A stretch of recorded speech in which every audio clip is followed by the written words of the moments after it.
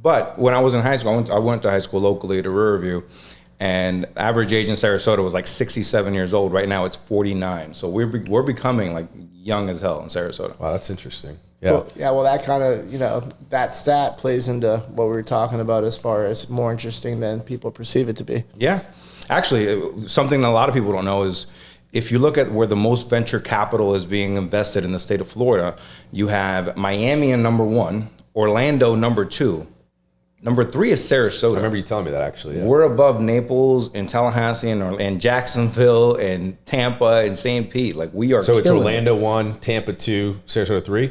Miami, Orlando, Sarasota. Right. We're ahead of Tampa, St. Pete. We're ahead of Tampa, St. Pete.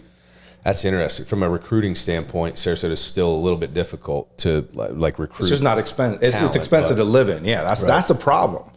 And you have, we have so many. Like right now in Sarasota, we have 4 former presidents of the New York Stock Exchange that live here. The former CEO of Procter & Gamble, former CEO of McDonald's lives here.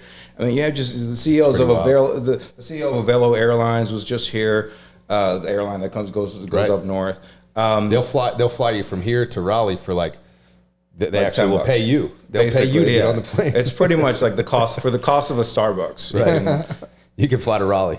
Yeah. All right, let's backtrack a little bit. How about you tell us about your life coming up, growing up before you became the illustrious mayor of Sarasota. Okay, so why you're on the podcast is because we believe that you kind of bring a lot of Sarasota to the table. But before you were the mayor,